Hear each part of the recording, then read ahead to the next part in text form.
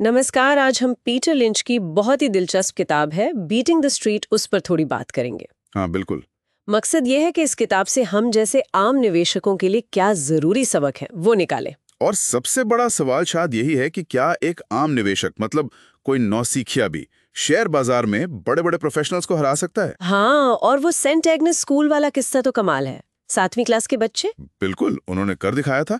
Lynch मानते हैं कि हाँ, आजकल लोग शायद खुद से स्टॉक कम चुनते हैं। शायद डरते हैं या टाइम नहीं है। हो सकता है, लेकिन लिंच कहते हैं कि शायद इसी में आम निवेशक का सबसे बड़ा फायदा छिपा है। अच्छा, कैसे? देखिए, लिंच का मानना है कि वॉल स्ट्रीट के जो बड़े नाम हैं, जो विशेषज्ञ हैं, उनसे अच्छा रिटर्न तो वो 7वीं के बच्चे ले आए। हाँ, सिर्फ ये देखकर कि मॉल में उनके दोस्त कौन से स्टोर जा रहे हैं, इसमें तो आम आदमी खो ही जाता है। बिल्कुल, वो हतोत्साहित महसूस करता है। सही बात है। तो मतलब अपने आसपास देखना भी एक इन्वेस्टमेंट स्ट्रैटेजी हो सकती है। हाँ जी। लेकिन फिर उन एक्सपर्ट्स का क्या, जो टीवी पर, अखबारों में लगातार मार्केट और इकोनॉमी की भविष्यवाणियां करते रहते हैं? ये बहुत बड़ा पॉइंट है लिंच का। वो कहते हैं कि ये भविष्यवाणियां ज्यादातर गलत निकलती हैं। सच में? हाँ, उन्होंने खुद बैरन्स राउंड टेबल जैसे बड़े मंचों पर देखा है कि दिग्गज भी चूक जाते हैं।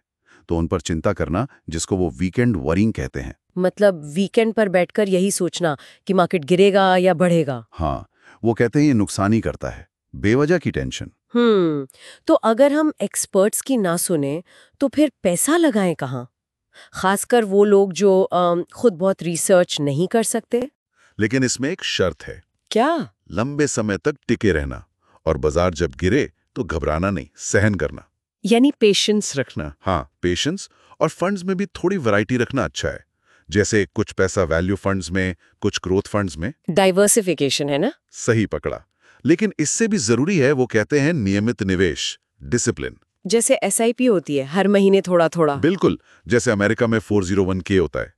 लिंच एक आंकड़ा देते हैं, बड़ा जबरदस्त है। हाँ। कि अगर किसी ने 52 साल तक हर साल सिर्फ $1000 S&P 500 में डाले होते तो आज लाखों डॉलर बन गए होते। अरे वाह। और मजे की बात, अगर बाजार जब भी 10% या ज्यादा गिरता तब एक्स्ट्रा $1000 डाल दिए होते तो रिटर्न और भी बढ़ जाता। कहीं ज्यादा। तो गिरावटें डरने के लिए नहीं, बल्कि मौके हैं सस्ते में खरीदने के। ये तो सोचने का अलग नजरिया है। अच्छा, ये तो हुई फंड्स की बात, लेकिन लिंच तो खुद स्टॉक पिकिंग के मास्टर थे। उनका अपना क्या तरीका था? कोई सीक्रेट था क्या? सीक्रेट तो नहीं कहेंगे, पर उनका तरीका बड़ा प्रैक्टिकल, जमीनी था। जैसे? वो कंपनियों में जाते थे, मैनेजमेंट से मिलते थे, घंटों बात करते थे, और सबसे अहम, वो खुद ग्राहक बनकर सोचते थे। मॉल वाला उदाहरण फिर आ गया। हाँ, वो मॉल में घूमते थे, देखते थे कि गैप या द बॉडी शॉप जैसे स्टोर्स में कैसी भीड़ है। कॉम्पिटिटर से पूछते थे कि भाई तुम्हें कौन सी कंपनी अच्छी लगती है या किससे डर लगता है। यानी असली दुनिया में रिसर्च। लेकिन हर कंपनी तो अलग होती है ना? रिटेलर अलग, बैंक अलग। बिल्कुल, इसीलिए लिंच कहते हैं कि हर टाइप की कंपनी के लिए अलग चीजें देखनी होती हैं। बैंक है तो इक्विटी टू एसेट रेशियो देखो। मतलब वो अपनी पूंजी का कितना सही इस्तेमाल कर रहे हैं। हाँ, रिटेलर है तो इन्वेंट्री देखो, कहीं माल जाम तो नहीं हो रहा। साइक्लिकल कंपनी है जो इकोनॉमी के साथ ऊपर नीचे होती है, तो इंडस्ट्री का साइकिल समझो।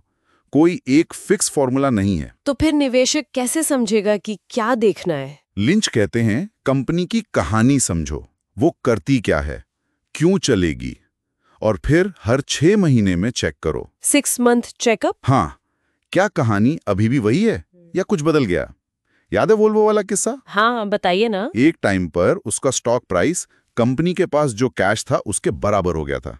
मतलब पूरा कार बिजनेस आपको लगभग मुफ्त मिल रहा था। क्या बात कर रहे हैं, ये तो कमाल है। और ये लॉन्ग टर्म सोचने की बात भी है। बिल्कुल। लिंच दिखाते हैं कि शेयरों ने लंबे समय में बॉन्ड्स वगैरह से कहीं अच्छा रिटर्न दिया है। बीच में गिरावटें आईं, जोरदार आईं, पर लॉन्ग टर्म में शेयर ऊपर ही गए हैं। वॉलमार्ट का उदाहरण भी तो देते हैं वो। हाँ, कि शेयर 10 गुना हो गया, उसके बाद भी अगले 10-11 साल में 50 गुना और बढ़ गया। अविश्वसनीय। तो यहाँ पर आता है साइकोलॉजी का खेल, निवेश का दिमागी पहलू। हाँ, डर और लालच। बिल्कुल। बाजार का गिरना नॉर्मल है, ये होता है, होता रहेगा। लिंच कहते हैं कि स्टॉक मार्केट में कामयाबी के लिए दिमाग से ज्यादा पेट चाहिए। मतलब? गट फीलिंग या भावनाओं पर काबू। भावनाओं पर काबू, हिम्मत। सुनने में आसान लगता है, पर जब अपना पैसा 20-30% नीचे जाता है ना, हाँ, तब मुश्किल होता है शांत रहना। बहुत मुश्किल, अच्छे घबरा जाते हैं। सही कहा। ये शायद सबसे अहम सबक है और सबसे मुश्किल भी। हाँ जी। डर कर अच्छे शेयर्स बेचना ये सबसे बड़ी गलती है। लिंच का नियम सीधा है, शेयर तभी बेचो जब कंपनी में कोई फंडामेंटल गड़बड़ी हो। मतलब जब उसकी कहानी बदल जाए। हाँ, सिर्फ इसलिए नहीं कि बाजार डरा हुआ है या कोई बुरी खबर चल रही है। तो अगर हम पूरी बात को समेटें तो पीटर लिंच का मैसेज साफ है, आम निवेशक भी जीत सकता है। हाँ बिल्कुल। बस अपना होमवर्क करना है, उन्हीं चीजों में पैसा लगाना है जो समझ में आती हैं। नो वॉट यू ओन, जैसा वो कहते हैं। हाँ, लंबा सोचना है, भावनाओं पर काबू रखना है, और रोज के मार्केट के शोर को इग्नोर करना है। और अगर ये सब खुद नहीं करना तो अच्छा म्यूचुअल फंड है, उनमें नियमित निवेश करें, वो भी एक बहुत अच्छा तरीका है, खासकर डाइवर्सिफिकेशन और प्रोफेशनल मैनेजमेंट के लिए। बस सही फंड चुनकर टिके रहना है। ये सब सुनने के बाद एक बात दिमाग में आती है। अगर पीटर लिंच जैसे दिग्गज भी मार्केट को टाइम नहीं कर सकते, उसकी दिशा नहीं बता सकते, हाँ, जो कि सच है, तो शायद हम जैसे आम निवेशकों के लिए बेस्ट स्ट्रैटेजी यही है कि बस अच्छी समझ आने वाली कंपनियों में डिसिप्लिन के साथ नियमित निवेश करते रहें, चाहे बाहर माहौल कितना भी डरावना क्यों ना लग रहा हो। ये सोचने वाली बात है। शायद यही सबसे प्रैक्टिकल तरीका है लंबे समय में वेल्थ बनाने